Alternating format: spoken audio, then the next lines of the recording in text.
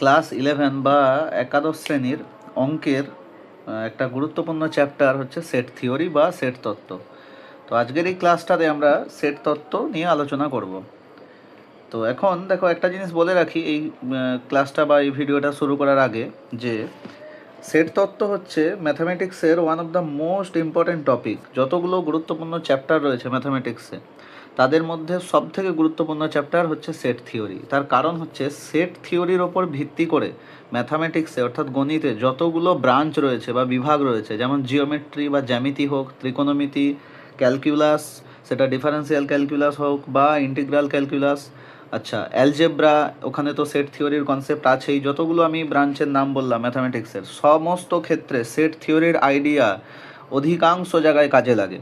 ঠিক আছে, তো ফলে কি হয় না, কোনো স্টুডেন্টের যদি ক্লাস 11-এ এই সেট তত্ত্ব চ্যাপ্টারেতে ডাউট থেকে যায়, যদি অসম্পূর্ণ কোনো নলেজ থাকে, তাহলে সেটা আগামী দিনে অন্যান্য চ্যাপ্টারেতে নিশ্চিতভাবে সমস্যা হবেই। তো আজকের এই ভিডিওটাতে আমি চেষ্টা করব যে সেট থিওরিতে যে কনসেপ্টগুলো রয়েছে সেগুলো যাতে পুরোপুরিভাবে ক্লিয়ার করতে পারি।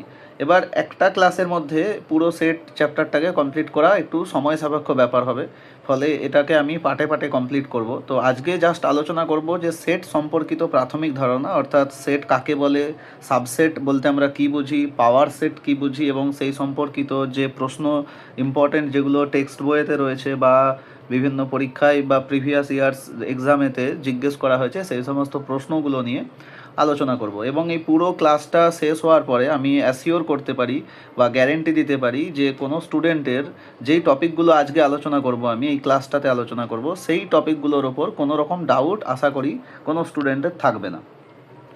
তো দেখো, ফার্স্ট কী কী এখানে আলোচনা করছি আজকে, যে definition and concept of sets, অর্থাৎ সেট কাকে বলে এবং তার আইডিয়া বা কনসেপ্ট কী। নাম্বার টু হচ্ছে রিপ্রেজেন্টেশন অফ সেট, অর্থাৎ সেটকে আমরা কিভাবে ম্যাথামেটিক্যালি ডিনোট করব বা ম্যাথামেটিক্যালি লিখবো কিভাবে। থার্ড হচ্ছে ভেরিয়াস টাইপস অফ সেটস, অর্থাৎ সেট, বিভিন্ন ধরনের সেট কাকে বলে বা সেটের বিভিন্ন ভ্যারাইটি বা হচ্ছে প্রকারভেদ, সেগুলো আলোচনা করা হবে। নাম্বার 4 হচ্ছে খুবই ইম্পর্ট্যান্ট কনসেপ্ট, সেটা হচ্ছে যে সাবসেট এবং তার প্রপার্টি। এবং শেষে আলোচনা করব কিছু প্রশ্ন বা এমসিকিউ কোয়েশ্চেন প্র্যাকটিস। তো ফার্স্ট দেখব যে সেট কাকে বলে। তো এই চ্যাপ্টারের নাম যেহেতু সেট, তো প্রথম আমাদের হচ্ছে যেটা কাজ, যে সেট কাকে বলে সেটা ভালো করে বুঝে নেওয়া। তো দেখো, সেট কাকে বলে না, সংজ্ঞাটা কিছুটা এরকম: a set is a well defined collection of distinct objects. অর্থাৎ কি বলা হচ্ছে, যে এই যে বাংলাতেও দেখো লেখা রয়েছে, কিছু কিছু ইম্পর্টেন্ট পয়েন্টগুলো বাংলাতে লেখা রয়েছে, যে একটি সেট হলো বিভিন্ন বস্তুর সুসংজ্ঞাত সমষ্টি। কালেকশন মানে সমষ্টি, তো কালেকশন মানে সমষ্টি কিসের কালেকশন না, বিভিন্ন বস্তুর কালেকশন, অবজেক্টস বা আমি বলতে পারি এলিমেন্টস, বিভিন্ন এলিমেন্টসের কালেকশন। এবং সেই কালেকশানটা কেমন হতে হবে, দেখো এখানে স্পষ্টভাবে বলা আছে, কালেকশানটা হতে হবে ওয়েল ডিফাইন্ড বা সুসংজ্ঞাত। এবার ওয়েল ডিফাইন্ড কথাটার মানে কি, দেখো বোঝার আছে, কারণ ওয়েল ডিফাইন্ড কথাটার মানের উপর নির্ভর করছে যে আমরা সেট কোনগুলোকে বলবো আর কোনগুলোকে বলবো না। দেখো, আমি একটা কালেকশান নিলাম, যে এই collection of all brilliant students of school x.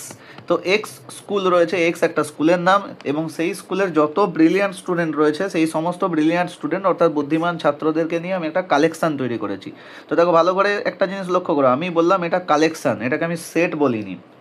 এবার এই কালেকশানটাকে সেট বলা যাবে কি যাবে না, তার জন্য প্রথম ক্রাইটেরিয়া হচ্ছে যে এই যে কালেকশানটা আমি তৈরি করেছি, এই কালেকশানটা সুসংজ্ঞাত কিনা যাচাই করব, অর্থাৎ ওয়েল ডিফাইন্ড কিনা যাচাই করব। এবার ওয়েল ডিফাইন্ড কিনা যাচাই করার নিয়ম কি, যে আমরা যে কোনো একটা পদ বা যে কোনো একটা এলিমেন্ট আমরা তুলে নেব এবং তুলে নিয়ে প্রশ্ন করব যে ওই এলিমেন্টটা এই কালেকশানের মধ্যে আছে কি নেই। ধরো যে কোনো একটা র্যান্ডামলি কোনো একটা স্টুডেন্ট, ধরো আমি ওই স্কুলের অর্থাৎ এক্স স্কুলের কোনো একটা স্টুডেন্ট আমি ধরে দিলাম হচ্ছে স্মল এ। এবার প্রশ্ন হচ্ছে যে এই স্মল এ যে স্টুডেন্টটা রয়েছে বা পদটা বা এলিমেন্ট যেটা রয়েছে, এটা এই কালেকশানের মধ্যে আছে না নেই, অর্থাৎ থাকবে না থাকবে না। এবার যদি এই প্রশ্নটা যেটা আমি করলাম, যে এ পদটা এই কালেকশানের মধ্যে অর্থাৎ ব্রিলিয়ান্ট স্টুডেন্টের কালেকশানের মধ্যে এ নামক স্টুডেন্টটা থাকবে কি থাকবে না। যদি এই প্রশ্নের উত্তরটা ইয়েস বা নোতে আসে, ইয়েস অথবা নোতে যদি আসে এবং 100% সিওরিটির সাথে যদি আসে, যে আমরা যদি 100% নিশ্চিত হয়ে বলতে পারি যে হ্যাঁ এই এ সেট পদটা এই কালেকশানের মধ্যে থাকবে বা থাকবে না, যে কোনো একটা উত্তর যদি 100% সিওরিটির সাথে বলতে পারি, তাহলে আমরা বলবো যে এই যে কালেকশানটা এটা হচ্ছে একটা সুসংজ্ঞাত কালেকশান।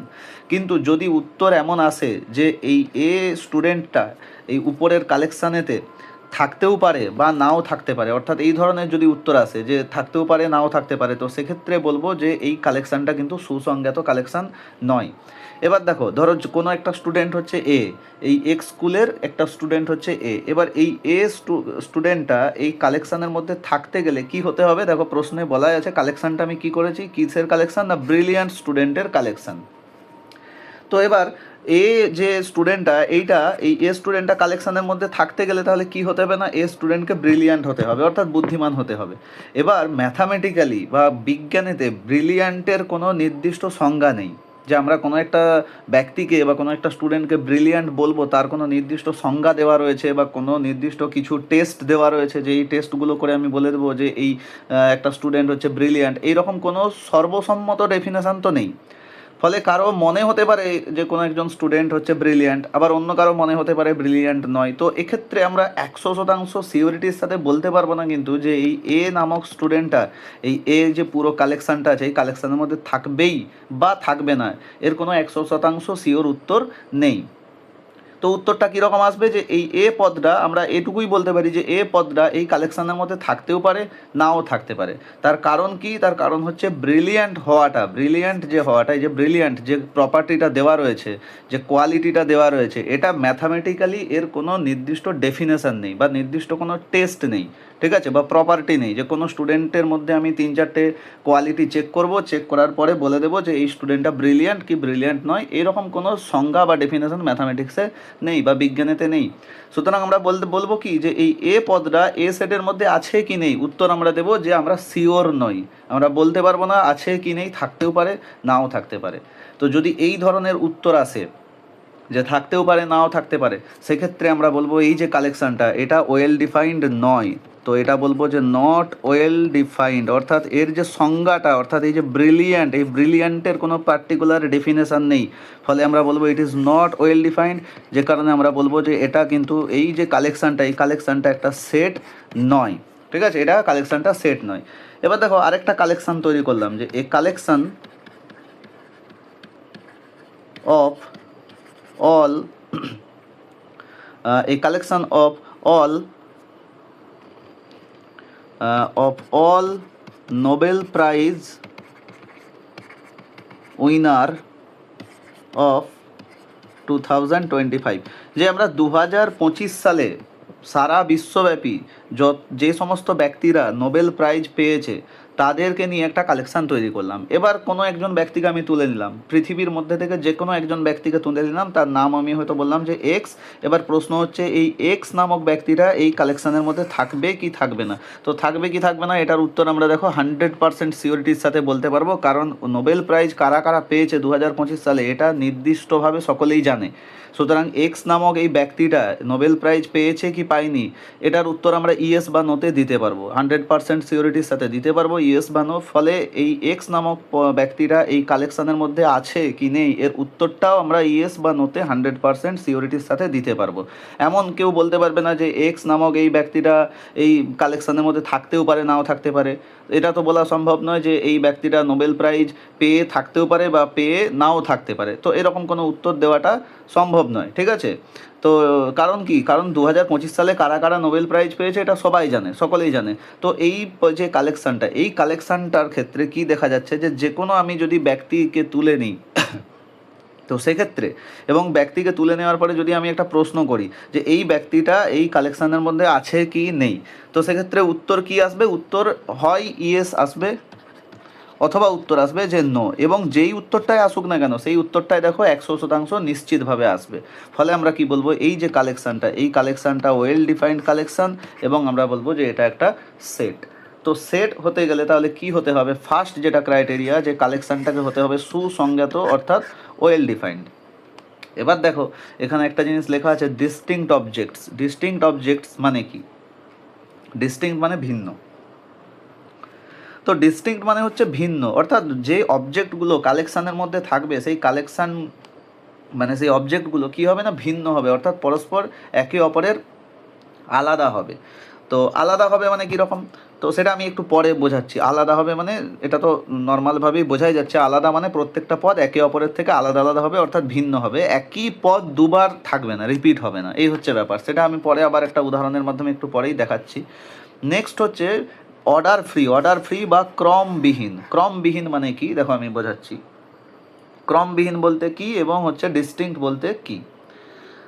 তো দেখো ধরো আমি বললাম যে একটা সেট রয়েছে, সেটের মধ্যে ধরো আমি বললাম 5 6 9 9, এই যে সংখ্যাগুলো রয়েছে এই সংখ্যাগুলোকে নিয়ে আমি একটা কালেকশান তৈরি করেছি, এরকম একটা কালেকশান তৈরি করলাম, ঠিক আছে, যে 5 6 9 9 এরা রয়েছে কালেকশানটা। এবার প্রথম প্রশ্ন হচ্ছে যে এই যে কালেকশানটা এটা কি একটা সেট হবে না? সেট হতে গেলে তাহলে কি করতে হবে, আমাদেরকে চেক করতে হবে এটা ওয়েল ডিফাইন্ড কিনা, সুসংজ্ঞাত কিনা। ধরো আমি যে কোনো একটা সংখ্যা তুলে নিলাম, আমি বললাম যে 19 19 সংখ্যাটা এই কালেকশানের মধ্যে আছে না নেই, প্রশ্ন করব।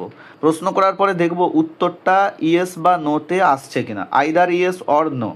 তো 19 এই সংখ্যাটা এই কালেকশানের মধ্যে আছে, দেখো আমরা 100% সিওরিটির সাথে বলতে পারি যে এই 19 নামক পদটা এই কালেকশানের মধ্যে নেই। উত্তরটা আমরা দিতে পারবো নোতে, এবং সেটা হচ্ছে 100% নিশ্চিতভাবে দিতে পারবো। ফলে কি হচ্ছে, এই যে কালেকশানটা এটা একটা সেট, ঠিক আছে, এটা একটা সেট। এবার প্রশ্ন হচ্ছে দেখো এখানে দেখো 9 যে পদটা আছে এটা কিন্তু দুবার লিখেছি আমি। তো নিয়ম বলছে যে কোনো একটা সেটের মধ্যে একই পদকে দুবার লেখার প্রয়োজন নেই, অর্থাৎ যেটা আমি বললাম একটু আগে যে ডিস্টিংক্ট বা ভিন্ন। ভিন্ন মানে একে অপরের থেকে আলাদা, অর্থাৎ পদগুলোকে আমাদেরকে আলাদা আলাদাভাবে রাখতে হবে। ফলে এই সেটটাকে আমরা লিখব কীরকমভাবে না, লিখব 5 6 9, একই পদকে দুবার লেখার কোনো রকম প্রয়োজন নেই। তো এটা হচ্ছে ডিস্টিংক্ট। এবার যেটা থার্ড পয়েন্ট ছিল যে অর্ডার ফ্রি। অর্ডার ফ্রি বা ক্রমবিহীন। ক্রমবিহীন মানে কীরকম দেখো, এটা তো আমি জেনে নিলাম যে এটা একটা সেট। এবার কেউ বলল এই সেটটাকে এইভাবে লিখেছে কেউ 9 6 5, তো শুধু সংখ্যাগুলোকে দেখো ঘুরিয়ে দেওয়া রয়েছে, আগে পরে লেখা আছে। তো এবার প্রশ্ন হচ্ছে তাহলে এই দুটো সেট এরা দুটো কি আলাদা আলাদা সেট না একই সেট হবে? তো নিয়ম বলছে যে সেট হচ্ছে অর্ডার ফ্রি। অর্ডার ফ্রি মানে ক্রমবিহীন, অর্থাৎ এখানে সংখ্যাকে আগে পরে করে দিলে সেট বদলে যাবে না, কিন্তু সেট একই থাকবে। তো এই যে উপরের সেটটা আর নিচের সেটটা এই দুটো সেট একই। তো খেয়াল রাখতে হবে কিন্তু যে সেটের মধ্যে যদি আমরা কোনো পদকে আগে পরে লিখি তাহলে কিন্তু সেট পাল্টে যাবে না, সেটটা একই থাকবে। অর্থাৎ সেটের মধ্যে আমরা পদকে আগে পরে লিখতে পারি, কোনো রকম অর্ডার নেই যে এই পদটাকে আগে লিখতে হবে তারপরে সেকেন্ড পদে এইটাকে রাখতে হবে, এরকম কোনো সেখানে নিয়ম নেই। তাহলে তিনটে পয়েন্ট আমাদেরকে খেয়াল রাখতে হবে সেট সম্বন্ধে। এক হচ্ছে কোনো কালেকশান সেট হতে গেলে সেটাকে হতে হবে ওয়েল ডিফাইন্ড অর্থাৎ সুসংজ্ঞাত। নেক্সট যেটা হচ্ছে ডিস্টিংক্ট, অর্থাৎ পদগুলো আমরা চেষ্টা করব ভিন্ন ভিন্ন রাখার, একই পদকে রিপিট না করার। এবং থার্ড পয়েন্ট হচ্ছে অর্ডার ফ্রি, মানে সেটের মধ্যে যে পদগুলো আছে সেগুলোকে আমরা যেমন খুশিভাবে সাজিয়ে লিখতে পারি, ওখানে কোনো রকম ক্রম নেই, অর্থাৎ আগে পরে করে দিলেও সেট একই থাকবে। তো এটা গেল সেট সম্বন্ধে একবারে বেসিক আইডিয়া। এবার দেখো রিপ্রেজেন্টেশন অফ সেট। তো রিপ্রেজেন্টেশন আছে, আরেকটা জিনিস বলে দিই আগে, যে সেটকে আমরা সাধারণত কি করি না, সেটকে আমরা বিভিন্ন capital letter A B C X Y Z etcetera এই ধরনের বিভিন্ন বড় হাতের লেটার দিয়ে আমরা সেটকে লিখি। এবং সেটের মধ্যে যে পদগুলো রয়েছে অর্থাৎ যে এলিমেন্টগুলো রয়েছে যেগুলো দিয়ে সেট তৈরি হয়, যে এলিমেন্টগুলো রয়েছে সেই এলিমেন্টগুলোকে আমরা লিখি ছোট হাতের A B C X Y Z. তো সেটকে লেখা হয় ক্যাপিটাল লেটার দ্বারা, এবং সেটের মধ্যে যে পদগুলো রয়েছে সেগুলোকে লেখা হয় স্মল লেটার দ্বারা। যেমন আমি যদি একটা উদাহরণ দিই, এক্স হলো একটা সেট, এক্সের মধ্যে ধরো হয়তো রয়েছে এ রয়েছে আর রয়েছে এস টি ইউ এই ধরনের পদগুলো রয়েছে। তো পদগুলোকে লিখবো ছোটো হাতের অক্ষর দিয়ে, ছোটো হাতের স্মল লেটার দ্বারা, এবং সেটকে লেখা হবে ক্যাপিটাল লেটার দ্বারা। নেক্সট দেখো রিপ্রেজেন্টেশন অফ সেট। এবার সেটকে লেখা হয় দুরকমভাবে, সেটকে রিপ্রেজেন্ট করার দুটো পদ্ধতি, একটাকে বলা হয় রোস্টার মেথড আর একটাকে বলা হয় সেট বিল্ডার ফর্ম। দেখো রোস্টার মেথড মানে কি? রোস্টার মেথড মানে হচ্ছে, দেখো আচ্ছা দেখো এখানে দুটো সেট লেখার ছবিতে আঁকা আছে, দুটো সেট দেখে নাও, দুটোই হচ্ছে এ সেট, একই সেট সেম, AEIOU। এখানেও AEIOU 5টা পদ রয়েছে সেটের মধ্যে। এবার আমরা দেখতেই পাচ্ছি AEIOU মানে এরা কি না, এরা হচ্ছে ইংলিশ অ্যালফাবেটের ভাওয়েল বা স্বরবর্ণ। তো এই এ সেটটাকে দেখো একবার লিখেছি আমি এইভাবে, অর্থাৎ 5টা পদ রয়েছে, 5টা পদকে আলাদা আলাদাভাবে কমা দিয়ে দিয়ে লিখে দিয়েছি। এবং একইভাবে ঠিক পরে ওই এ সেটটাকে লিখেছি কিভাবে না, সেকেন্ড ব্র্যাকেটের মধ্যে লেখা রয়েছে ভাওয়েলস অফ ইংলিশ অ্যালফাবেট। মানে কি, যে এখানে দেখো এখানে পদগুলোকে আলাদা আলাদাভাবে উল্লেখ করে দেওয়া রয়েছে, কিন্তু এই ক্ষেত্রে পদগুলোকে লেখা নেই, কিন্তু পদগুলো কি নিয়ম মেনে চলছে সেই নিয়মটাকে লেখা আছে, যে সেই পদগুলো কি হবে না ইংলিশ অ্যালফাবেটের ভাওয়েল হবে। তো দুটোই দেখো একই অর্থ প্রকাশ করছে। পার্থক্য কি? শুধু পার্থক্য হচ্ছে লেখার ধরনের মধ্যে পার্থক্য। প্রথমটাতে কি হচ্ছে না, সেটের প্রত্যেকটা পদকে আলাদা আলাদাভাবে এখানে উল্লেখ করা আছে, এবং দ্বিতীয় যে লেখার ধরনটা, সেখানে কি দেখতে পাচ্ছি যে সেটের পদগুলোকে আলাদা আলাদাভাবে উল্লেখ না করে সেই পদগুলো যে কমন যে রুলটা, যে সাধারণ একটা নিয়ম মেনে চলছে, এখানে সাধারণ নিয়মটা কি না, এরা প্রত্যেকেই হচ্ছে ভাবেল, এটাই হচ্ছে এদের মধ্যে কমন প্রপার্টি। তো সেই কমন প্রপার্টি বা সাধারণ নিয়মটা বা সাধারণ ধর্মটাকে এখানে লিখে দেওয়া রয়েছে। তো এই যে দুটো পদ্ধতি, এই দুটো পদ্ধতির মধ্যে যেখানে আমরা দেখব যে পদগুলোকে আলাদা আলাদাভাবে লিখে দেওয়া হচ্ছে সেটের মধ্যে, সেটাকে বলা হয় রোস্টার মেথড। এবং দ্বিতীয় যেটাতে আমরা দেখব পদগুলোকে না লিখে সেই পদটা যে নিয়ম মেনে চলছে, নিয়মটাকে লিখে দেওয়া রয়েছে, জাস্ট রুলটাকে লিখে দেওয়া রয়েছে, অর্থাৎ ডেফিনেশন লিখে দেওয়া রয়েছে, সেই লেখার পদ্ধতিটাকে বলা হবে সেট বিল্ডার ফর্ম। তো এই দু রকম পদ্ধতিতে সেটকে লেখা হয়, একটা হচ্ছে রোস্টার মেথড এবং সেকেন্ড হচ্ছে সেট বিল্ডার ফর্ম। এবার কিছু ইম্পর্টেন্ট দেখো এখান থেকে কমন ব্যাপার জেনে রাখতে হবে। বলা রয়েছে যে যদি এ সেটের একটি পদ এক্স হয়, দেখো সেটকে আমি প্রথমেই বললাম বড় হাতের অক্ষর দিয়ে লেখা হয়, তো এখানে ক্যাপিটাল লেটারে লেখা রয়েছে। এবং ওই সেটের মধ্যে যে পদগুলো থাকে সেগুলোকে বলেছি স্মল লেটারে লেখা হয়, তো স্মল এক্স লেখা রয়েছে। তো এ সেটের একটি পদ যদি এক্স হয়, তো সেক্ষেত্রে আমরা সেটাকে কীভাবে ডিনোট করবো ম্যাথামেটিক্যালি না, এক্স বিলংস টু এ, এই যে চিহ্নটা, এই চিহ্নটার নাম হচ্ছে বিলংস টু। দেখো লেখা রয়েছে এক্স বিলংস টু এ, যদি এক্স পদটা এ সেটের মধ্যে থাকে। এবার যদি না থাকে তাহলে সেটাকে ম্যাথামেটিক্যালি লিখবো এইভাবে, x does not belongs to, এই যে চিহ্নটা যেটা ক্রস করা আছে এটার মানে হচ্ছে ডাজ নট বিলংস টু, অর্থাৎ এক্স এ সেটের মধ্যে নেই, অর্থাৎ x does not belongs to capital A.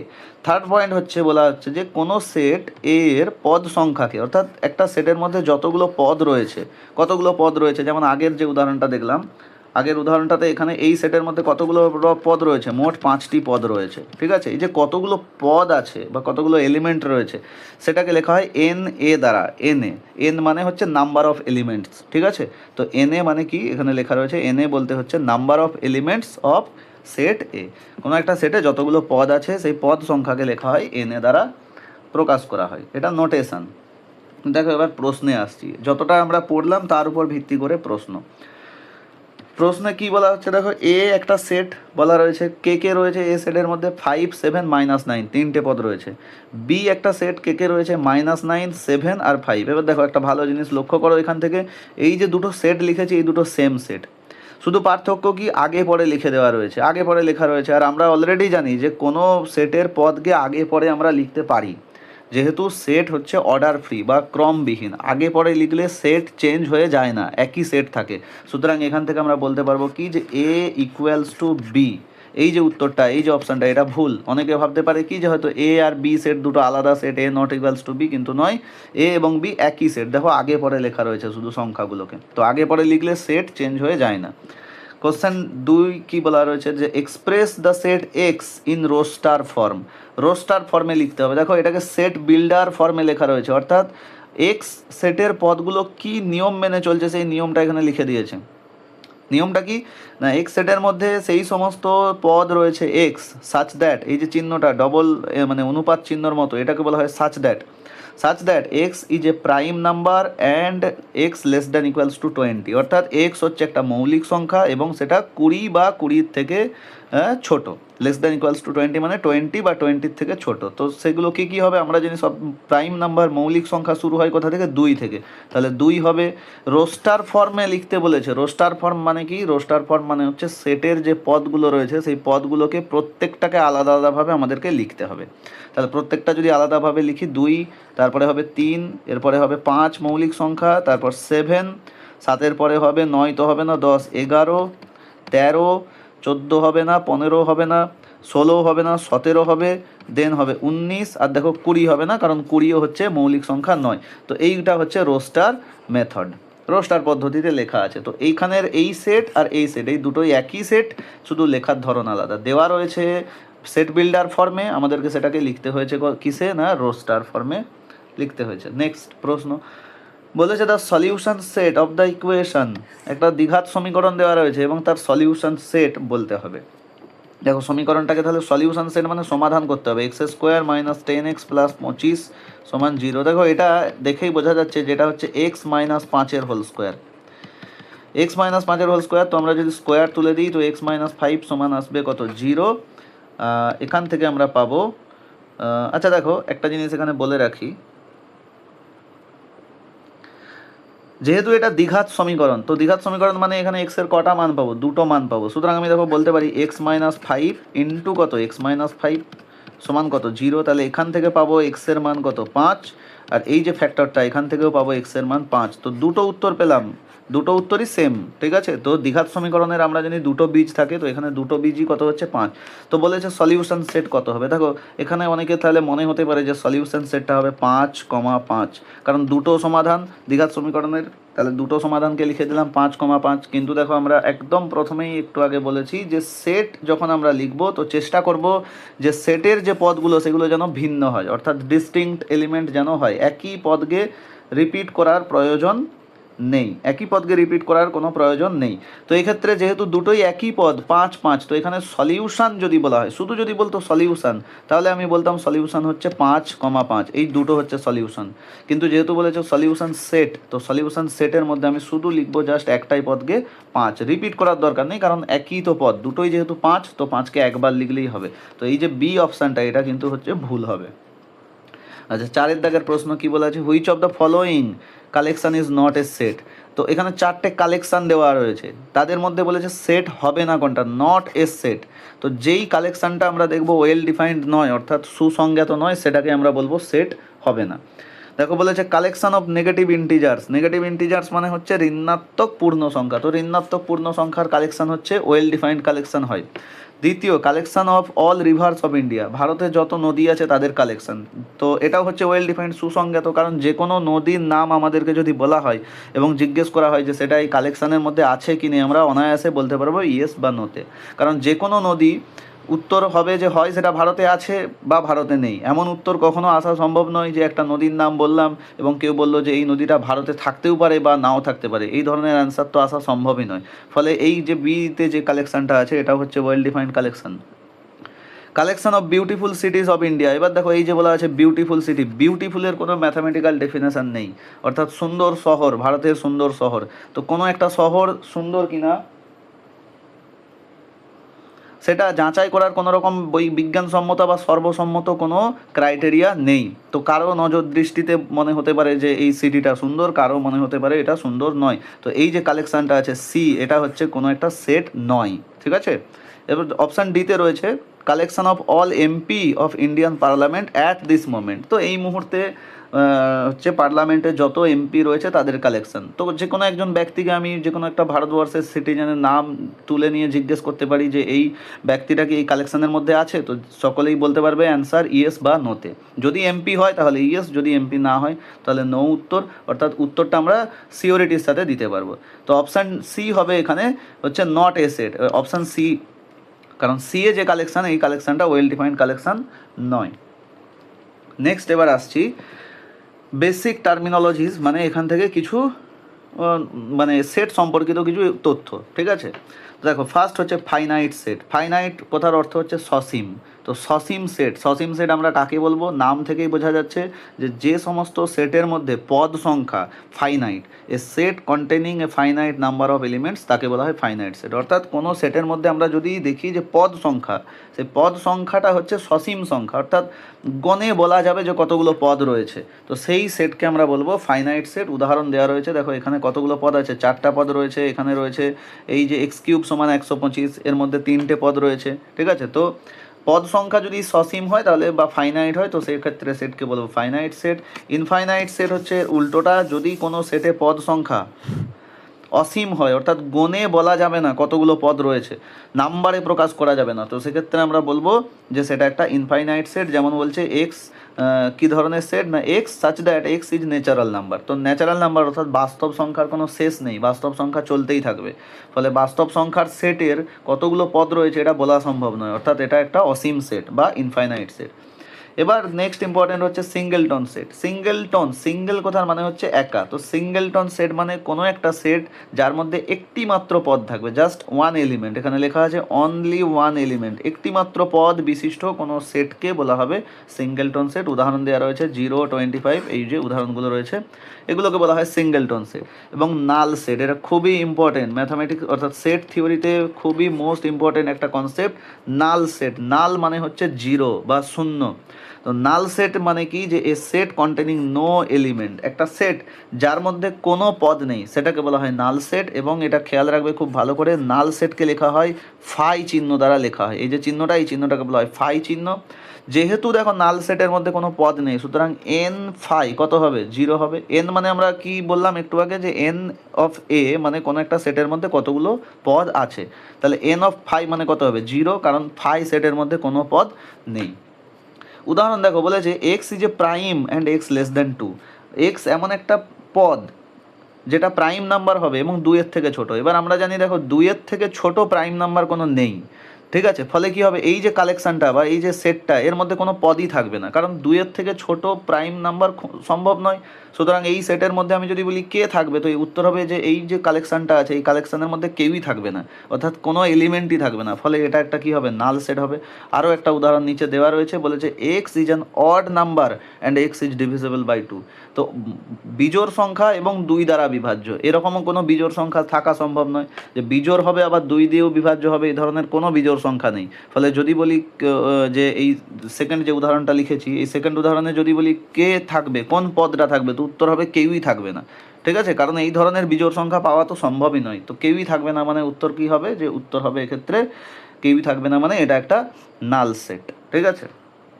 তো খেয়াল রাখতে হবে, নাল সেট মানে হচ্ছে এমন একটা সেট যার মধ্যে কোনো পদ নেই, নাম্বার অফ এলিমেন্ট ইজ 0। এবার আসছি খুবই গুরুত্বপূর্ণ টপিক, সাবসেট, ঠিক আছে।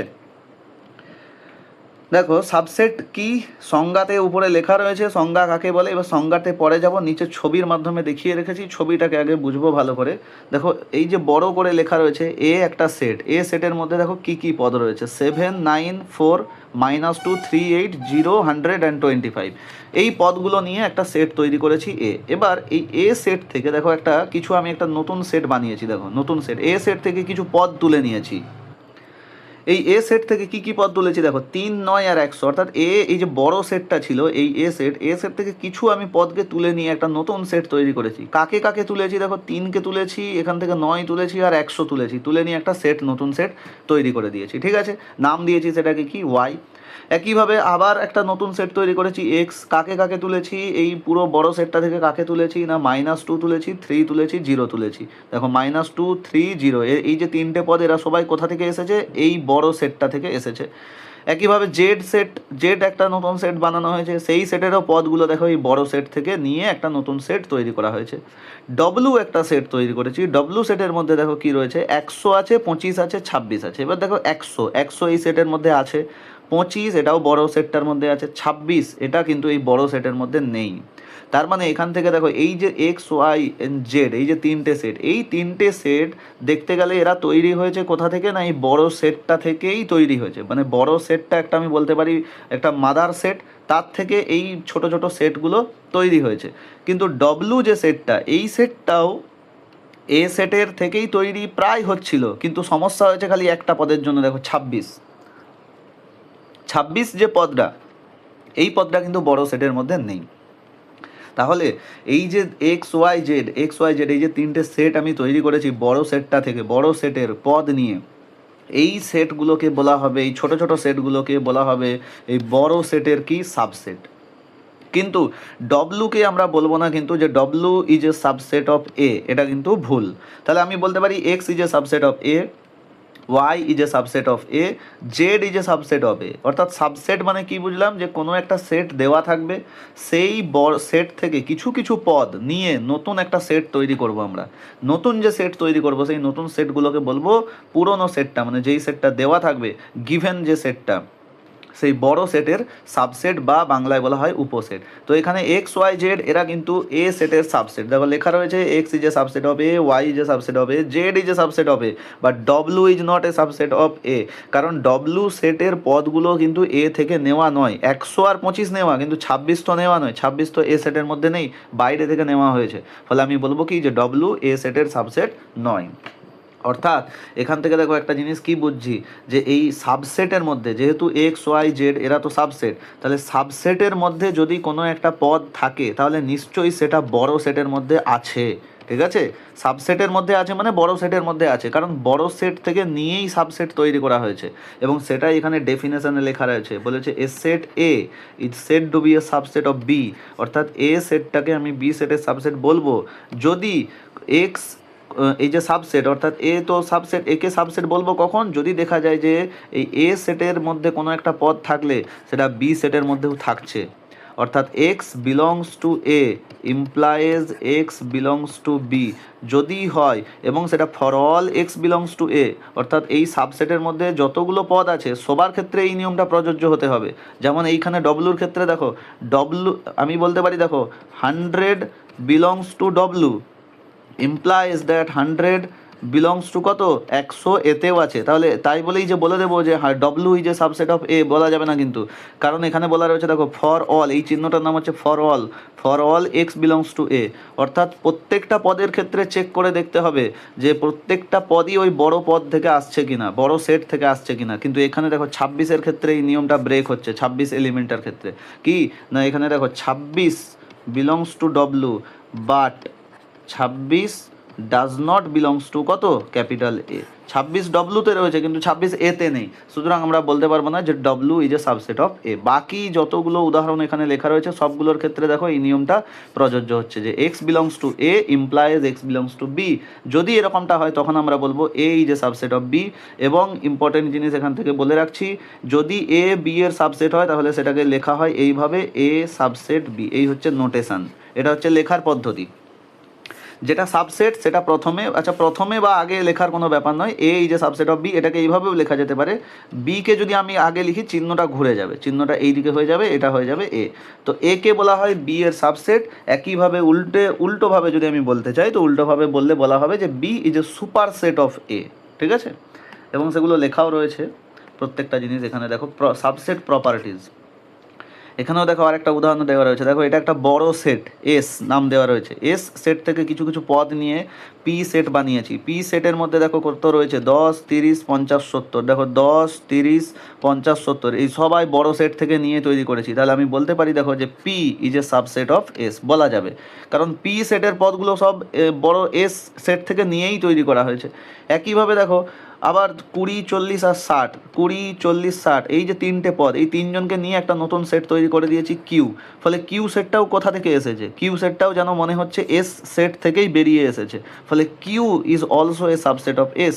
একইভাবে আরও হচ্ছে সাবসেট, কিন্তু এই যে নিচে যে সেটটা লিখেছি টি সেটের মধ্যে দেখো 30, 60, 95। এবার 30, 60 রয়েছে কিন্তু 95 তো এস এর মধ্যে নেই। তাহলে 95 এই যে পুরো সেটটা আমি বলতে পারবো না যে টি সেটটা এস সেট থেকে বেরিয়ে এসেছে, বলা যাবে না। সুতরাং আমি এখানে কি লেখা রয়েছে, T is not a subset of S. যেটা আগের এক উদাহরণটা যেমনটা লেখা ছিল তেমনটাই এখানে লেখা রয়েছে। এবারে সংজ্ঞায় আসছি। ডেফিনেশন কি, a set A is a subset of B, তো সেটাকে কীভাবে লিখবো, এইভাবে লেখা হবে। একইভাবে এই যে বললাম উল্টোভাবেও লিখতে পারি, বিকে যদি আগে লিখি দেখো চিহ্নটা এইভাবে লেখা হবে, বি এর দিকে থাকবে, তো এই যে বি এর দিকে আছে এবং সেটাকে সেক্ষেত্রে বলবো, এটাকে বলা হয় সুপার সেট নোটেশন। এখান থেকে আমি বলতে পারবো কি যে B is a superset of A. তো A is a subset of B আর B is a superset of A, দুটোর কথার অর্থ একই। টার্মিনোলজি কি, টার্মিনোলজি হচ্ছে এই যে এইভাবে লেখা হয়, then B is a superset of A, this is an objective definition, এটা আমি বলেই দিয়েছি superset of A. Identity, identity মানে কি, এই যে পদটা যে কোনো সেট সে কিন্তু নিজেই নিজের সাবসেট হবে, ঠিক আছে, যে কোনো set. For all A, for all A লেখা আছে, যে কোনো সেট নিজেই নিজের সাবসেট হবে, এটা নিজেরা যাচাই করে দেখবে, ঠিক আছে। সেট থিওরিতে অর্থাৎ এই সেট চ্যাপ্টারেতে যেগুলো নিয়ম যেগুলো রয়েছে বইয়ের মধ্যে, প্রত্যেকটা নিয়মকে হচ্ছে আমি বলবো প্রত্যেকটা স্টুডেন্টের উচিত নিজে থেকে একবার ভেরিফাই করে যাচাই করে দেখা উচিত, তবেই কনসেপ্টগুলো সব মানে ক্লিয়ার হবে। আর কনসেপ্ট যদি এই সেট চ্যাপ্টারের ক্লিয়ার না হয় ঠিকভাবে, তাহলে আগামী দিনে বাকি যে চ্যাপ্টারগুলো রয়েছে ম্যাথামেটিক্সের, রিলেশন, ফাংশন, ক্যালকুলাস, ট্রিগনোমেট্রি, অ্যালজেব্রা, সমস্ত ক্ষেত্রে সমস্যা হবে নিশ্চিতভাবে। ফলে এই যে জিনিসটা লেখা রয়েছে না এখানে, identity property A subset A for all A, আমি বলবো এই যে নিয়মটা এটা আদৌ সত্য কিনা এটা প্রত্যেকটা স্টুডেন্টের উচিত একবার নিজে থেকে যাচাই করে দেখার। নিজে যাচাই করে দেখার পরে যখন বুঝবে যে হ্যাঁ এটা প্রত্যেকটা সেটের ক্ষেত্রে প্রযোজ্য, তাহলে দেখবে এই নিয়মটা আর মনে রাখার দরকার নেই। সেট চ্যাপ্টারেতে অনেক রুল আছে, সেই সব রুলকে কিন্তু মুখস্থ করার কোনো প্রয়োজন নেই, প্রত্যেকটা রুলকে বুঝতে হবে এবং খেয়াল রাখতে হবে, বুঝে মাথার মধ্যে রাখতে হবে, মুখস্থ করার কোনো প্রয়োজন নেই। মুখস্থ করলে এক নম্বর সেটা মুখস্থ থাকবে না, ভুলেও যাবে, আর দ্বিতীয় হচ্ছে মুখস্থ করলে সেই নিয়মটার কি গুরুত্ব, সেই গুরুত্বটা কোনো দিন বোঝা সম্ভব নয়। নেক্সট হচ্ছে নাল সেট। নাল সেট হচ্ছে যে কোনো সেটের সাবসেট, অর্থাৎ নাল সেট যেটাকে আমরা লিখেছিলাম একটু আগে ফাই দ্বারা, যে এমন একটা সেট যার মধ্যে কোনো পদ নেই। তো নাল সেট হচ্ছে কি, সমস্ত সেট যে কোনো সেটেরই সাবসেট হবে, এই যে লেখা রয়েছে phi is a subset of A for all A, যে কোনো সেটেরই সাবসেট হবে নাল সেট। তো এই প্রপার্টিগুলো খুবই ইম্পর্টেন্ট, এগুলোকে কাজে লাগিয়ে অনেক অঙ্ক সলভ করবো একটু পরেই, আছে অনেক প্রশ্ন। এবার দেখো বলেছে প্রদত্ত সেট থেকে সাবসেট বা উপসেট তৈরি। এগুলো তো একটু আগে আমরা দেখেইছি, করেই নিয়েছি অলরেডি, ছবি দিয়ে যেগুলো বলেছিলাম সেগুলোকেই আলাদা উদাহরণভাবে লেখা রয়েছে, যে একটা সেট দেওয়া রয়েছে সেখান থেকে আমরা সাবসেট কিভাবে তৈরি করব। তো দেখো একটা এ সেট দেওয়া রয়েছে, এ সেটের মধ্যে 3টে পদ রয়েছে এ পি কিউ। এবার আমাদের কাজ হচ্ছে এই এ সেটের কতগুলো সাবসেট তৈরি করতে পারবো, কত রকম সাবসেট, এ সেট থেকে পদ নিয়ে এ সেট থেকে পদ বেছে নিয়ে কত রকমভাবে আমরা নতুন নতুন সেট বানাতে পারি, সেটা হচ্ছে এখানের কাজ। তো ফার্স্ট কাজ হচ্ছে নাল সেট, আমরা যেটা একটু আগে নিয়মটা পড়লাম, লাস্ট নিয়মটা, যে নাল সেট বা শূন্য সেট সেটা যে কোনো সেটের সাবসেট, অর্থাৎ এই সেট থেকে কোনো পদ নিলামই না, এই সেট থেকে কোনো পদ না নিয়েই একটা সেট বানালাম যেটাকে নাম দিলাম কি নাল সেট, সেটা হবে কি এই এ সেটের সাবসেট। তো এটা 1 নম্বর। 2 নম্বর, এবার একটা একটা করে পদ নিচ্ছি, দেখো প্রথমে এ নিয়েছি, তারপরে নিয়েছি পি, তারপরে নিলাম হচ্ছে কিউ, তাহলে 3টে সেট তৈরি হলো। দেখো সেটকে সবসময় দ্বিতীয় বন্ধনী দিয়ে রাখা হয়, এই যে সেটটা, এই সেটের মধ্যে একটাই পদ আছে এ, এই সেটের মধ্যে একটাই পদ বি, এই সেটের মধ্যে একটাই পদ আছে কিউ। এবারে তো একটা একটা পরে করে পদ তো হয়েই গেল, একটা করে পদ আর নেওয়া যাবে না, 3জন ছিল, একটা একটা করে পদ হয়ে গেছে 3টে সেট। এবার দুটো করে নিলাম এ আর পি, দুটো করে পদ এ আর পি, দেখো এ পি, আচ্ছা এ এর সাথে Q, A Q, then P এর সাথে কিউ। এবার অনেকের মনে হতে পারে এ পি, এ আর পি একটা সেট, অনেকে হয়তো ভাবতে পারে তাহলে আবার একটা সেট বানানো যাবে এইভাবে পি কমা এ, এইভাবে একটা সেট বানানো যেতে পারে, অনেকের মাথায় এরকম বুদ্ধি আসতে পারে যে এ পি একটা সেট আর তাহলে পি কমা এ এটাও একটা সেট হবে, আলাদা সেট হবে। কিন্তু না, আমি প্রথমেই বলে দিয়েছি যে কোনো সেটের পদকে আগে পরে যদি লেখা হয় এলোমেলোভাবে, সেক্ষেত্রে কিন্তু সেট বদলে যাবে না, একই সেট থাকবে, অর্থাৎ A P R P A, এই যে দুটো সেট লিখেছি এই দুটো সেট কিন্তু সেম সেট, ঠিক আছে। তো এইভাবে লেখা যাবে না। তো A P A Q and then হচ্ছে পি কিউ, দুটো দুটো করে নিলাম। এবার লাস্ট হচ্ছে অপশান, 3জনকে একসাথে নিয়ে নিলাম এ পি কিউ। তো দেখো মোট কটা সেট তৈরি হয়েছে, 8টা, ছিল 3টে পদ, তৈরি হয়েছে সাবসেট মোট কতগুলো, 8টা, ঠিক আছে। এখানে একটা সূত্র লেখা রয়েছে 2 টু দি পাওয়ার n, এই সূত্রটা বলছি। তো এখানে খেয়াল রাখো 3টে পদ ছিল, সাবসেট কটা তৈরি হয়েছে, 8টা। একইভাবে এখানেও দেখো 3টে পদ আছে। এবার এই জায়গায় একটা কনফিউশন হতে পারে লোকের, স্টুডেন্টদের কনফিউশন হতে পারে, দেখো বি একটা সেট, এবার বি সেটের মধ্যেও বি যে সেট, এই সেটের মধ্যে আবার সেট রয়েছে, অর্থাৎ বি সেটের পদগুলো তারা নিজেরাও আবার একটা একটা করে সেট। দেখো এখানে লেখা রয়েছে যে 2, এই যে দ্বিতীয় বন্ধনীতে আছে মানে কি, দ্বিতীয় বন্ধনীতে আছে মানে 2, এইটা নিজেই একটা সেট, এটা নিজেই একটা সেট। তো বি সেট 6 কিন্তু কোনো সেট নয়, 6 হচ্ছে জাস্ট একটা সিঙ্গেল পদ। তো বি সেটের মধ্যে 3টে পদ রয়েছে, 3টে পদের মধ্যে আবার দেখা যাচ্ছে 2জন তারা নিজেরাই আবার আলাদা আলাদা করে একটা সেট। তো এটা লেখা আছে কিন্তু যে কোনো সেটের পদ নিজেও একটা সেট হতে পারে। তাহলে একইভাবে কোনো পদকে না নিয়ে একটা সেট বানাবো, সাবসেট বানাবো, কোনো একটা এখান থেকে বি সেট থেকে কাউকেই নিলাম না, কাউকেই না নিয়ে একটা সাবসেট তৈরি করলাম, সেটা হচ্ছে ফাই। দেখো ফাই বা নাল সেট প্রথমেই বলে দিয়েছি একটু আগের স্লাইডটাতে যে নাল সেট সব সেটের সাবসেট। তো প্রথমেই আমি লিখে দিলাম নাল সেট 1 নম্বর। দ্বিতীয় হচ্ছে একটা একটা করে পদ তুলবো। দেখো 2কে তুলেছি, 2কে তুলে দেখো 2, এই যে পদটা এইটা এখানে দেখো এই যে সেকেন্ড ব্র্যাকেট দুবার কেন দেওয়া রয়েছে, দুবার দেওয়া রয়েছে কেন, কারণ এখান থেকে আমি এই পদটাকে তুলেছি 2, অর্থাৎ যে এই যে সেট, এই সেটটাকে তুলে আবার একটা সেট বানিয়েছি, ফলে দুটো দ্বিতীয় বন্ধনী, মানে সেটের ভিতরে সেট। ঠিক আছে, একইভাবে 3 পদকে তুলেছি, তারপরে তুলেছি 6, তাহলে একটা একটা করে তুললাম, এবার দুটো করে দেখো 2 3কে মিলেছি, তারপরে 2 6, তারপরে 3 সেট আর 6, এদের 3জন, এদেরকে নিয়ে দুটো দুটো করে পদ নিয়ে একটা সেট হয়েছে। আচ্ছা নেক্সট হচ্ছে 3জনকে নিয়ে একটা সেট, এখানেও দেখো মোট কতগুলো সেট তৈরি হয়েছে, 8টা সেট তৈরি হয়েছে, 8টা সাবসেট তৈরি হয়েছে এখানে। তো একটা জিনিস দেখতে পাচ্ছি কি, যে 3টে পদ, সাবসেট কতগুলো না, সাবসেট হচ্ছে 8টা। এবং এখানে একটা সূত্র রয়েছে, এই সূত্রটা খুবই ইম্পর্টেন্ট, যে কোনো একটা সেটের মধ্যে যদি n সংখ্যক পদ থাকে, এখানেও লেখা রয়েছে ছোট করে, কোনো একটা সেটের মধ্যে যদি n সংখ্যক পদ থাকে তাহলে তার নাম্বার অফ সাবসেটস কত হবে, 2n। দেখো এখানে রয়েছে কতগুলো পদ, 3টে, তাহলে নাম্বার অফ সাবসেটস কত হবে, 2 টু দি পাওয়ার 3 মানে কত হয় 8। দেখো 8টা সাবসেটই এখানে রয়েছে। একইভাবে এখানেও 3টে পদ আছে, মানে নাম্বার অফ সাবসেট কত হবে, 2 টু দি পাওয়ার 3। তো 2 টু দি পাওয়ার 3 মানে হবে 8, অর্থাৎ 8টা সাবসেট থাকবে, 8টা সাবসেট আছে। যদি কোনো সেটের মধ্যে 5টা পদ থাকে তাহলে তার নাম্বার অফ সাবসেট কত হবে, 2 to the power 5। 2 to the পাওয়ার 5 মানে 32টা সাবসেট সেক্ষেত্রে তৈরি করতে পারবো আমরা। এবার দেখো কোশ্চেন নাম্বার 5, এ একটা সেট বলা রয়েছে। দেখো এ সেটের মধ্যে কে কে আছে আগে ভালো করে দেখে নাও। এ সেটের মধ্যে প্রথম পদ হচ্ছে ফাই, অর্থাৎ নাল সেট।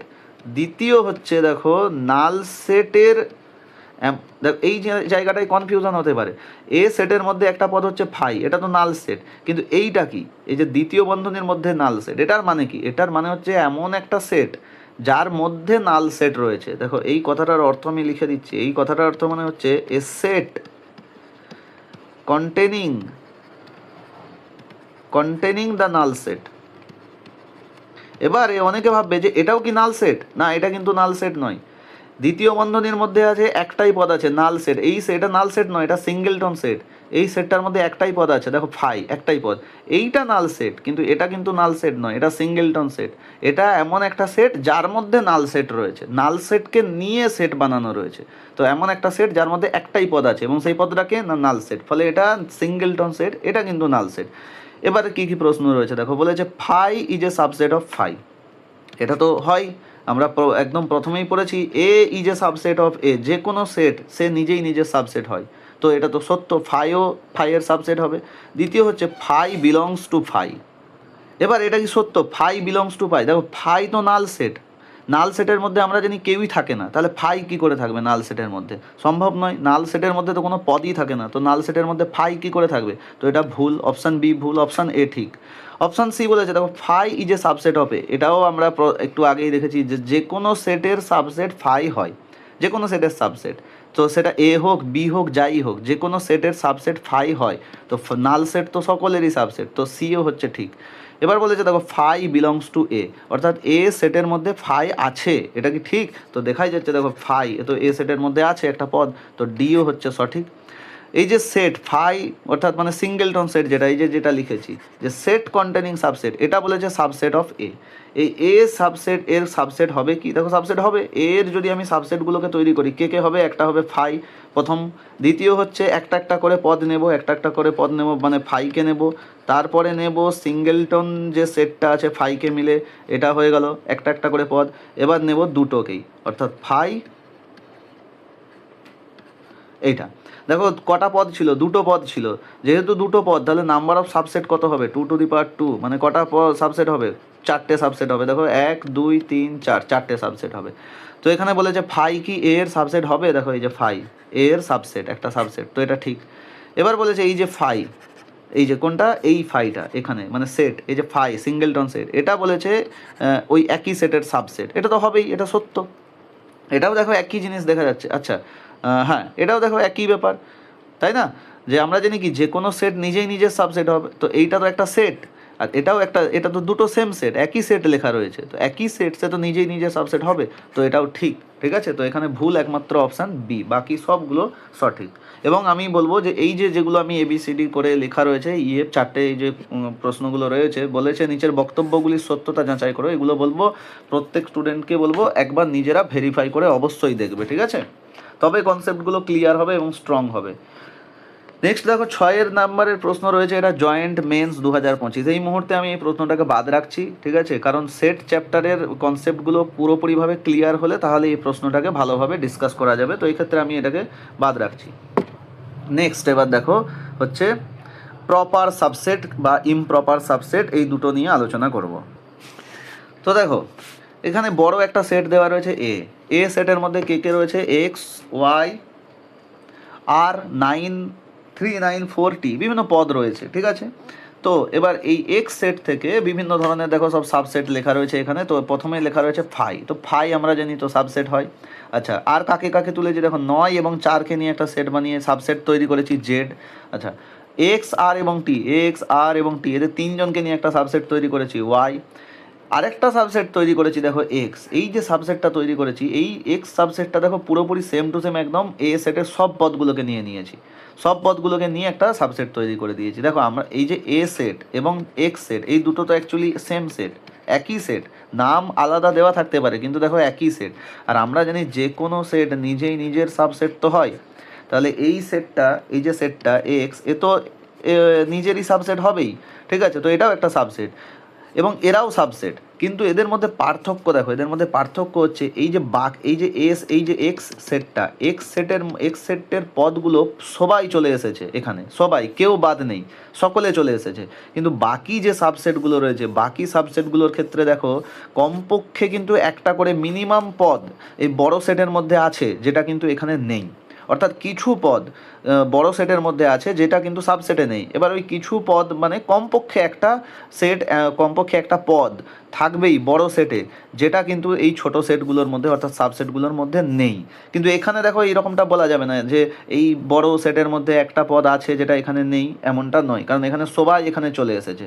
তো যদি দেখা যায় যে কোনো একটা সাবসেটের মধ্যে কিছু পদ আছে, কিছু পদ মিসিং রয়েছে, অর্থাৎ বড় সেটের কিছু পদ সাবসেটে মিসিং রয়েছে, তখন সেই সাবসেটগুলোকে বলা হয় প্রপার সাবসেট।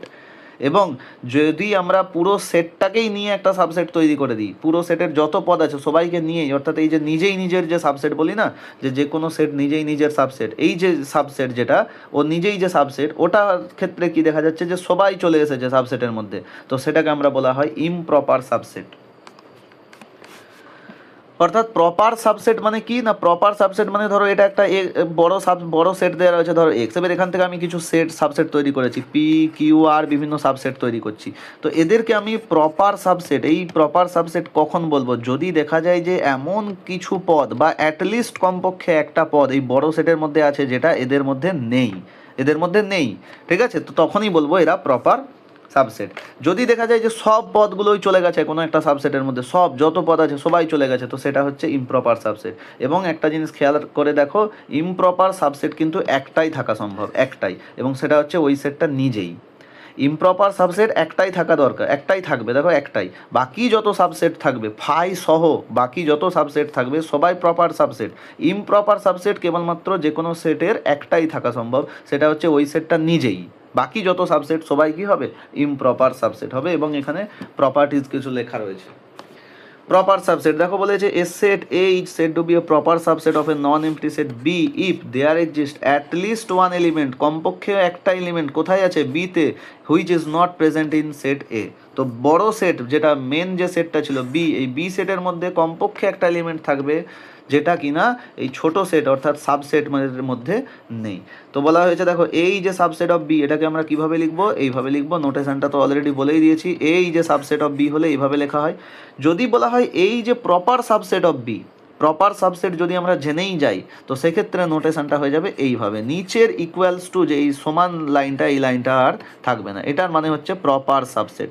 তো যদি কোথাও লেখা থাকে এই রকমভাবে, নিচে এই লাইনটা যদি না থাকে তো তখন বুঝবে যে এ বি এর প্রপার সাবসেট, মানে তখন ধরেই নিতে হবে, তখন এটা আমরা শিওর হয়ে যাব যে বি সেটের মধ্যে কমপক্ষে একটা পদ আছে, কমপক্ষে একটার বেশিও হতে পারে, কিন্তু কমপক্ষে একটা পদ থাকবে বি সেটের মধ্যে যেটা এ সেটের মধ্যে নেই, কমপক্ষে একটা, একের বেশিও হতেও পারে।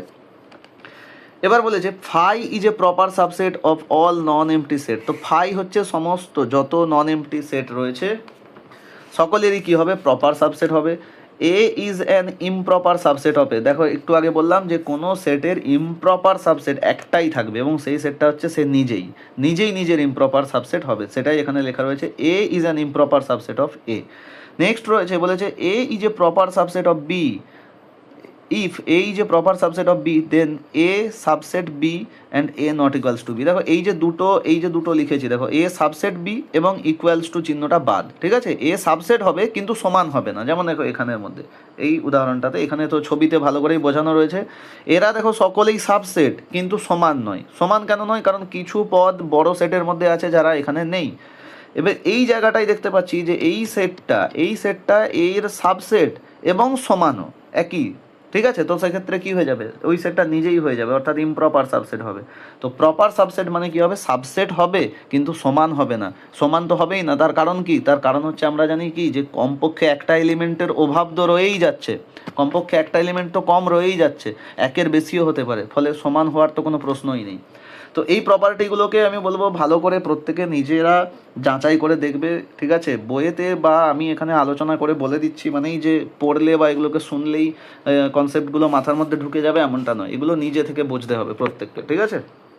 এবার দেখো কি রয়েছে, এবার আসছি নেক্সট পয়েন্ট হচ্ছে পাওয়ার সেট, ঠিক আছে। তো পাওয়ার সেট কি, পাওয়ার সেট মানে কি, ধরো কোনো একটা সেট আমাকে দিয়েছে, কোনো একটা সেট আমার কাছে দেওয়া রয়েছে এ, কোনো একটা সেট এ আমার কাছে দেওয়া রয়েছে। এবার এ সেটের আমি জানি কি কতগুলো সাবসেট থাকবে, যদি এ সেটের মধ্যে এন সংখ্যক এলিমেন্ট থাকে তাহলে তার সাবসেট হবে কত, 2n সংখ্যক সাবসেট হবে।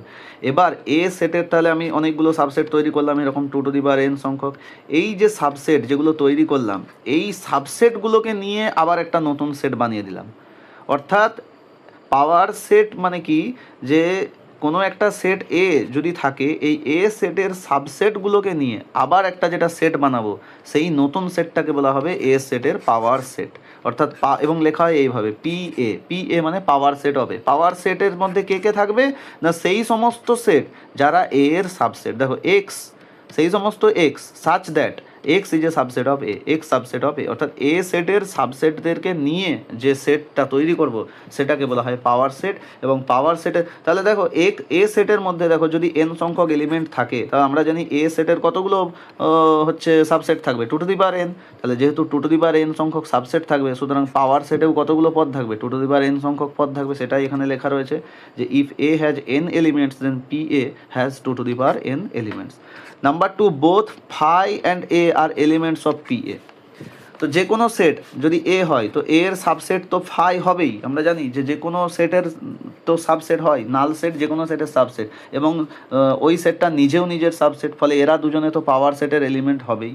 থার্ড পয়েন্ট হচ্ছে N of P A, power সেটের পদ সংখ্যা N of P A greater than equals to 1 for all set A. এবার এইটার মানে কি, বলছে যে কোনো সেট এ হোক, সেটা যা পারে সেট হতে পারে, তার পাওয়ার সেটের পদ সংখ্যা 1 সমান বা বেশি হবে, অর্থাৎ 1 থেকে কম হবে না, মানে 0 সম্ভব নয়, ঠিক আছে। তো এটার কেন এটা বলা হচ্ছে 0 সম্ভব নয়, তো দেখো ধরো কোনো একটা সেট নিলাম এ, তার মধ্যে ধরে নিলাম কতগুলো পদ আছে, সাপোজ ধরে নিলাম আমি 2টো পদ রয়েছে, তো 2টো পদ রয়েছে মানে তাহলে পাওয়ার সেটে কতগুলো পদ থাকবে, 2 অর্থাৎ 4টে পদ থাকবে।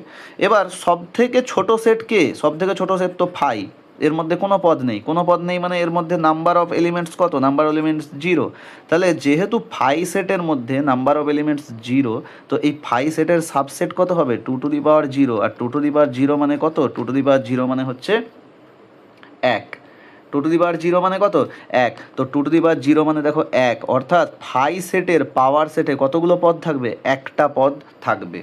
সুতরাং যে কোনো সেট হোক না কেন ঠিক আছে, তার পাওয়ার সেটের নাম্বার অফ এলিমেন্ট এক মিনিমাম হবেই, মিনিমাম এক হবে, একের থেকে বেশি তো হতেই পারে, মিনিমাম এক হবে, একের কম হওয়া সম্ভব নয়। তো এটাই হচ্ছে থার্ড পয়েন্ট। এবং লাস্ট পয়েন্ট হচ্ছে যেটা মনে রাখার, যে যদি এ সেট হচ্ছে ফাই সেট হয়, যেটা উদাহরণ দিলাম যে ফাই সেট, তো ফাই সেটের আমি দেখলাম কি যে ফাই সেটের পাওয়ার সেটে কটা পদ থাকবে, একটা পদ থাকবে, এবং সেই পদটা কে, সেই পদটা হচ্ছে এই যে এইটা। ঠিক আছে, সেট কন্টেনিং সাবসেট, অর্থাৎ একটা সিঙ্গেলটন সেট।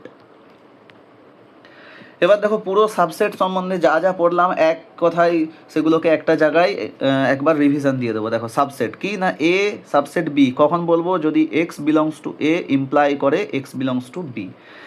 এ হচ্ছে প্রপার সাবসেট হবে, এটা প্রপার সাবসেটের চিহ্ন। প্রপার সাবসেট কখন হবে না, যদি এ বি এর সাবসেট হয় এবং সমান না হয়। ঠিক আছে, আচ্ছা থার্ড, যদি এন এ সমান বলা আছে এন, অর্থাৎ এ সেটের মধ্যে এন সংখ্যক পদ রয়েছে, তাহলে তার কতগুলো সাবসেট থাকবে, সূত্রটা আমরা পড়েছি 2n, খুব ইম্পর্টেন্ট এটা ফর্মুলা। আচ্ছা, এখানে বলেছে যে power set is the set of all subsets. তো এটা তো ডেফিনেশন একটু আগেই পড়লাম, যে যতগুলো সাবসেট থাকবে কোনো একটা সেটের, সেই সাবসেটগুলোকে নিয়ে যে সেটটা তৈরি করব সেটাকে বলে পাওয়ার সেট, অর্থাৎ সেই সমস্ত সেট বা সেই সমস্ত পদ such that X is a subset of A. এবার বলেছে if A subset B, A যদি বি এর সাবসেট হয় তাহলে N A less than equals to N B হবে। তো এখান থেকে আমি একটা জিনিস বলে রাখি, এই সূত্রটা তখনই ভ্যালিড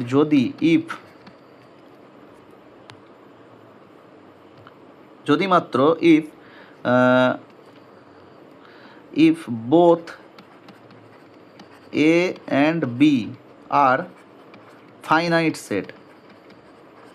ফাইনাইট সেট মানে সসীম সেট, যদি এরা দুজনে সসীম সেট হয় এবং এ বি এর সাবসেট হয়, তখন সেক্ষেত্রে আমরা বলতে পারি n A less than equals to N B, মানে হচ্ছে এ সেটের পদ সংখ্যা বি সেটের পদ সংখ্যার থেকে কম বা সমান হতে পারে। কখন না, যখন এ আর বি দুজনে ফাইনাইট সেট হবে। ইনফাইনাইট সেটের ক্ষেত্রে এরকম কোনো নির্দিষ্ট নিয়ম নেই। এবার আসছি প্রশ্নেতে। Number 7 question, consider the following statements. বলা হচ্ছে যে এ সাবসেট বি, বলা রয়েছে এ তাহলে বি এর সাবসেট, বি সি এর সাবসেট, তাহলে বলেছে এ সি এর সাবসেট হবে। তো এটা ঠিক না ভুল, আগে এই এ স্টেটমেন্টটা আগে ঠিক না ভুল যাচাই করে নিই। দেখো এ সাবসেট হচ্ছে বি এর, বি সাবসেট সি এর, তাহলে বলতে হবে এ সি এর সাবসেট হবে কিনা। এটার তো অ্যাকচুয়ালি প্রমাণ রয়েছে কিছু, এর সেট চ্যাপ্টারের একটু মানে পরে এই যে যতগুলো আমরা নিয়ম শিখলাম, তো এরপরে প্রুফ রয়েছে, সেগুলো আমরা পরের ক্লাসে আলোচনা করব। কিন্তু এটা জাস্ট আমরা ভিজুয়ালাইজ, মানে জাস্ট একটা মনের মধ্যে ধারণা, মানে ভেবে এটাকে উত্তর বলবো কোনো রকম প্রমাণ ছাড়াই। দেখো এ বি এর সাবসেট, অর্থাৎ এ সেটটা কোথা থেকে তৈরি করেছি, বি থেকে তৈরি করেছি, বি সেটটা আবার তৈরি হয়েছে কোথা থেকে, সি থেকে তৈরি হয়েছে। তাহলে এক্ষেত্রে তো আমরা বলতেই পারি এ সেটের মানে এ সেটটাও কোথা থেকে তৈরি হয়েছে, আলটিমেটলি সি থেকেই তৈরি হয়েছে। এ বি এর সাবসেট মানে এ এর পদগুলো কোথা থেকে পেয়েছে, বি থেকে। বি হচ্ছে সি এর সাবসেট, তার মানে বি এর পদগুলো আবার কোথা থেকে এসেছে, সি থেকে। তাহলে আমরা বলতে পারি এ এর পদগুলোও কোথা থেকে এসেছে, সি থেকে এসেছে, অর্থাৎ এ সাবসেট সি হবে এবং এ হচ্ছে ট্রু। এই যে প্রথম স্টেটমেন্টটা এ, এটা সত্য। তারপরে বলা আছে এক্স একটা সেট, কে কে আছে না সেই সমস্ত বাস্তব সংখ্যা যেগুলো 3 থেকে 4 পর্যন্ত, গ্রেটার দেন 3 লেস দেন 4, অর্থাৎ 3-এর থেকে বড় 4-এর থেকে ছোট, এবং ওয়াই একটা সেট, ওয়াই সেটের মধ্যে সেই সমস্ত বাস্তব সংখ্যা রয়েছে যেগুলো 3 বা 3-এর সমান, মানে সরি 3-এর সমান বা 3-এর থেকে বড় এবং 4-এর থেকে ছোট। দেখো এই দুটোর মধ্যে ডিফারেন্সটা কি, এই দুটোর মধ্যে ডিফারেন্স হচ্ছে যে এখানে ইকুয়ালস টুটা নেই, এখানে ইকুয়ালস টুটা আছে। Then X is a subset of Y. দেখো এক্স ওয়াই এর সাবসেট হবে, অবশ্যই দেখা যাচ্ছে ওয়াই এর সাবসেট হবে, কারণ এক্সের মধ্যে যত পদ আছে সবাই ওয়াইয়ের মধ্যে আছে। এক্সের মধ্যে যত পদ আছে দেখো সবাই ওয়াইয়ের মধ্যে আছে, কিন্তু এর উল্টোটা হবে না। কিন্তু দেখো ওয়াই আমি যদি বলি সাবসেট অফ এক্স, এটা কিন্তু হবে না। ওয়াইয়ের মধ্যে যত পদ তারা এক্সের মধ্যে নেই, যেমন হচ্ছে এই তিন পদটা ওয়াইয়ের মধ্যে আছে কিন্তু এক্সের মধ্যে নেই, এই এক্স সেটের মধ্যে নেই, কারণ এখানে ইকুয়ালস টুটা নেই। তো ওয়াই তো এক্সের সাবসেট নয়, কিন্তু এটা ঠিক যে এক্স হচ্ছে ওয়াইয়ের সাবসেট। এবং দেখো এই যে চিহ্নটা কীরকম, দেখো প্রপার সাবসেট, প্রপার সাবসেট তো হবেই। প্রপার সাবসেট হতে গেলে কী নিয়ম ছিল, যে ওয়াই সেটের মধ্যে একটা পদ কমপক্ষে থাকবে যেটা এক্স সেটের মধ্যে নেই। তো এমন কি পদ আছে ওয়াই সেটের মধ্যে যেটা এক্সের মধ্যে নেই, সেটা হচ্ছে হ্যাঁ অবশ্যই আছে, তিন দেখো ওয়াইয়ের মধ্যে আছে কিন্তু এক্সের মধ্যে নেই, তো এটা প্রপার সাবসেট হবে। অ্যান্ড বলেছে n X less than n Y.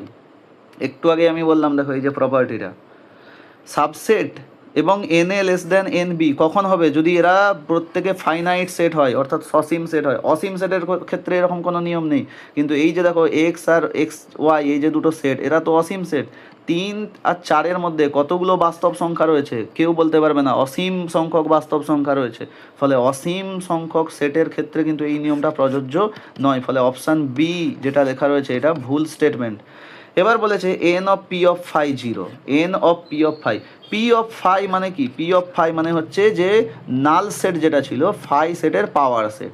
তো নাল সেটের পাওয়ার সেটে কতগুলো পদ থাকবে? আমরা জানি নাল সেটের মধ্যে 0 সংখ্যক পদ আছে। তো এখানে কতগুলো পদ থাকবে? না, এখানে থাকবে 2^0, একটা পদ থাকবে। একটু আগেই দেখেছি একটা পদ, এখানে দেখো লিখেছে 0, তো 0 তো থাকবে না। আমরা জানি যে কোনো সেটের পাওয়ার সেটের মধ্যে পদ সংখ্যা মিনিমাম তো 1 হবেই, 1-এর থেকে গ্রেটার দেন ইকুয়ালস টু 0 হয়, এটা তো দেখলাম একটু আগেই। তো অপশান সি এটাও হচ্ছে ভুল স্টেটমেন্ট দেওয়া আছে। তো এখানে শুধুমাত্র কারেক্ট স্টেটমেন্ট হবে অপশান এ অনলি।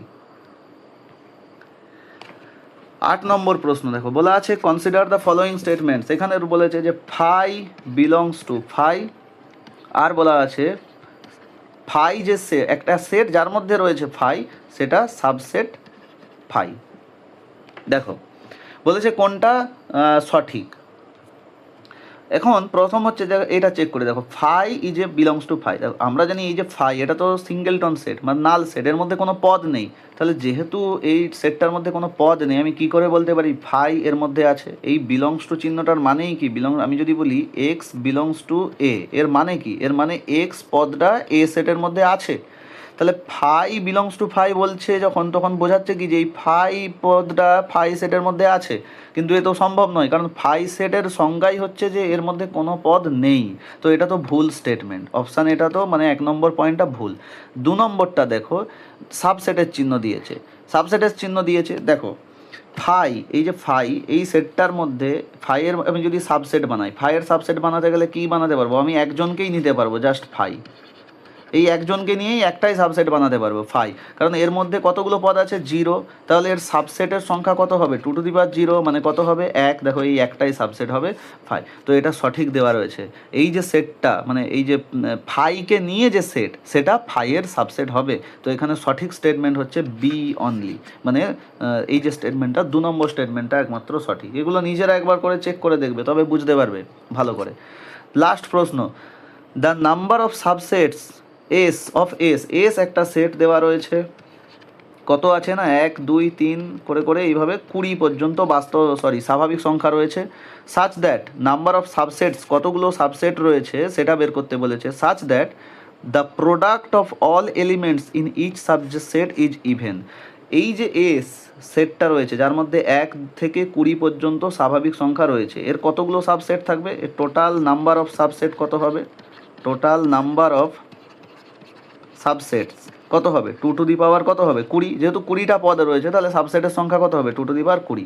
এবার এখানে 2 কতগুলো সাবসেট সেটা চাইনি, বলেছে এমন সাবসেটের সংখ্যা কতগুলো যেখানে বলেছে প্রোডাক্ট অফ অল এলিমেন্টস, অর্থাৎ প্রোডাক্ট সমস্ত পদগুলোর গুণফল কি হবে?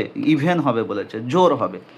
তো দেখো অনেকগুলো সংখ্যা, কিছু যদি আমার কাছে সংখ্যা দেওয়া থাকে, এখানে তো সংখ্যাগুলো সবই স্বাভাবিক সংখ্যা, তো কিছু সংখ্যার গুণফল জোর হতে গেলে মিনিমাম একটা জোর সংখ্যা থাকলেই চলবে, কমপক্ষে একটা জোর সংখ্যা থাকলেই চলবে। তাহলে টোটাল নাম্বার অফ সাবসেটস হচ্ছে 2^20। এখান থেকে আমার চাই সেই সমস্ত সাবসেট যেখানে পদগুলোর গুণফল ইভেন। তাহলে আমি টোটাল থেকে বাদ দিয়ে দেবো সেই সমস্ত সাবসেট যাদের প্রোডাক্ট হচ্ছে অড।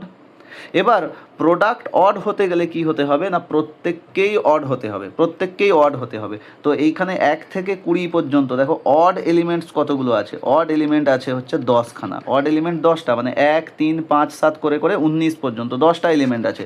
তাহলে এই 10 জনকে নিয়ে কতগুলো সাবসেট বানানো যাবে? এই 10 জনকে নিয়ে কত রকমের সাবসেট বানানো যাবে না, সাবসেট বানানো যাবে 2^10। এই যে 2^10 সংখ্যক সাবসেট, এই সাবসেটগুলোর মধ্যে যত পদ রয়েছে সবাই অড। তাহলে যেহেতু সবাই অড, তাহলে এই অড সংখ্যাকে গুণ করলে কি হয়? অড রেজাল্টই আসবে। তো এদের পদ সংখ্যাগুলোর প্রোডাক্ট কি হবে? প্রোডাক্ট তো হবে অড হবে। তাহলে টোটাল নাম্বার অফ সাবসেটস থেকে অড যতগুলো আসছে সেগুলোকে বাদ দিয়ে দিলেই পড়ে থাকবে কত না ইভেন। তো সেখান থেকে আমরা উত্তর পাবো কি না টোটাল সাবসেট পেলাম 2^, কত না টোটাল সাবসেট পেলাম 2^10। 20। এখান থেকে বাদ দেব কতগুলো সাবসেট না 2^10 সংখ্যক সাবসেট। এই 2^10 সংখ্যক সাবসেটের ক্ষেত্রে কি দেখা যাচ্ছে না এদের পদগুলোকে গুণ করলে গুণফল সর্বদা বিজোড় আসছে, অড আসছে।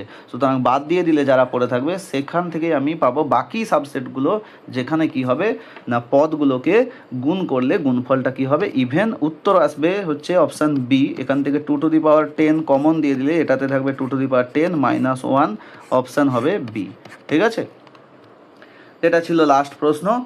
এবার এখানে আমরা আজকের এই ক্লাসটার মধ্যে ভিডিওটাতে কি কি আলোচনা করলাম যে সেটের প্রপার্টি, সাবসেট, পাওয়ার সেট, ঠিক আছে, নাল সেট বলতে কি সেটা আলোচনা করলাম, প্রপার সাবসেট, ইমপ্রপার সাবসেট, একবারে যেগুলো সেট চ্যাপ্টারের বেসিক কনসেপ্টগুলো। ঠিক আছে, এর উপর ভিত্তি করে আরও অনেক এমসিকিউ বা প্রশ্ন হচ্ছে আলোচনা করলে কনসেপ্ট আরও ক্লিয়ার হবে। সেগুলো বইয়ের মধ্যে আমি অনুরোধ করব স্টুডেন্টদেরকে যে যেহেতু টেক্সট বইয়ের মধ্যে অনেক প্রশ্ন রয়েছে সেগুলো ভালো করে নিজেরা চেষ্টা করো সলভ করার। তাহলে কি হবে যে পয়েন্টগুলো আমি আলোচনা করলাম সেগুলো খুবই ভালো করে মাথার মধ্যে বসে যাবে। পরবর্তী ক্লাস বা পরবর্তী ভিডিওটা যেটা তৈরি করব সেটাতে এর নেক্সট টপিকগুলো অর্থাৎ সেটের যে ইউনিয়ন, ইন্টারসেকশান, ঠিক আছে, বা কমপ্লিমেন্ট, বিভিন্ন সেটের অপারেশান যেগুলো রয়েছে সেগুলো নিয়ে আলোচনা করব। ওকে।